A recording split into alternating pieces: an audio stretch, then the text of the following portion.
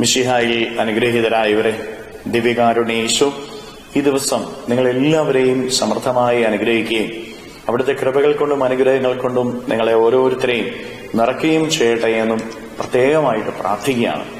ഈ ദിവസത്തിൽ നിങ്ങളുടെ എല്ലാ അധ്വാനങ്ങളിലും പ്രയത്നങ്ങളിലും കർത്താവിന്റെ സംരക്ഷണം നിങ്ങളുടെ കൂടെ ഉണ്ടായിരിക്കട്ടെ.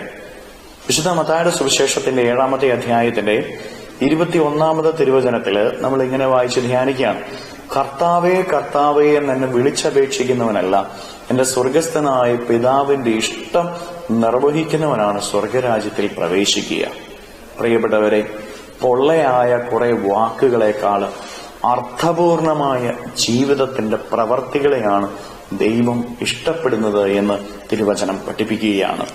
അധരസേവം കൊണ്ടും മനുഷ്യ പ്രശംസ പിടിച്ചു മാറ്റുന്ന ചില അത്ഭുത പ്രവർത്തികൾ കൊണ്ടും ദൈവാനുഗ്രഹം സ്വന്തമാക്കാനോ ദൈവരാജ്യം സ്വന്തമാക്കാനോ മനുഷ്യന് സാധിക്കുകയില്ല. പ്രിയപ്പെട്ടവരെ, ജീവിതമുണ്ടാകണം. അതാണ് ഈശോ വ്യക്തമായിട്ട് പഠിപ്പിക്കുകയാണ്. പിതാവിന്റെ ഇഷ്ടം നിറവേറ്റണം നമ്മുടെ ഓരോരുത്തരുടെയും ജീവിതത്തിൽ. നമ്മുടെ ഓരോരുത്തരുടെയും വ്യക്തിപരമായ ജീവിതത്തെ സംബന്ധിച്ചുള്ള ദൈവത്തിന്റെ ഇഷ്ടം എന്താണ്, ഞാൻ എന്താണ് പറയേണ്ടത്, എന്താണ് പ്രവർത്തിക്കേണ്ടത്, എങ്ങനെയാണ് ജീവിക്കേണ്ടത് എന്ന് ദൈവത്തിനൊരു ഇഷ്ടമുണ്ട്. ആ ഇഷ്ടത്തെ അറിയാനുള്ള കാലഘട്ടമാണ് നോമ്പിന്റെ കാലഘട്ടം.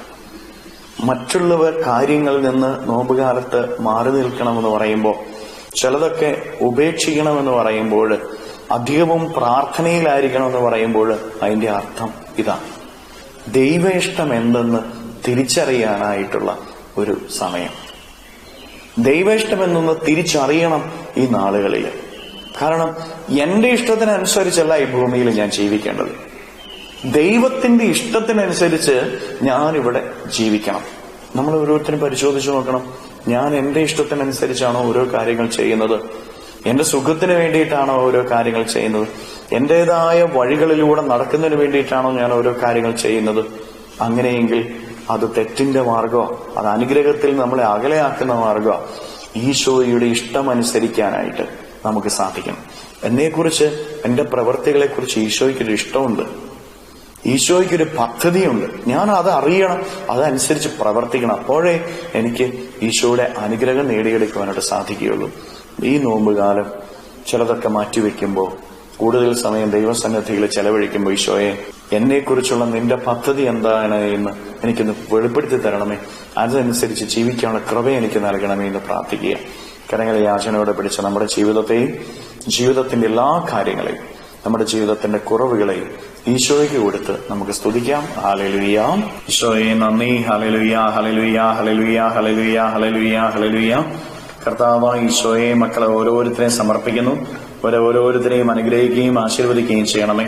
ഇവരുടെ ജീവിതങ്ങളിലേക്ക്, ഇവരുടെ അധ്വാനങ്ങളിലേക്ക്, ജീവിതത്തിന്റെ വഴികളിലേക്ക് അങ്ങ് ഇറങ്ങിച്ചെന്ന് ഇവരെ ഓരോരുത്തരെയും സംരക്ഷിക്കുകയും സഹായിക്കുകയും ചെയ്യണമേ.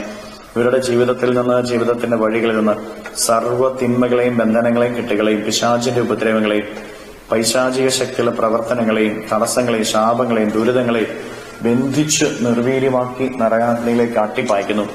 എല്ലാ കെട്ടുകളും ഇവരുടെ ജീവിതത്തിൽ നിന്ന് അഴിയട്ടെ എന്ന് കൽപ്പിക്കുന്നു. എല്ലാ തിന്മകളും ഇവരുടെ ജീവിതത്തിൽ നിന്ന് മാറിപ്പോട്ടെ എന്ന് കൽപ്പിക്കുന്നു. Hallelujah, hallelujah, hallelujah, hallelujah. നിത്യം പിതാവും പുത്രനും പരിശുദ്ധാത്മാവുമായ സർവേശ്വരായ എന്നേക്കും ആമേൻ.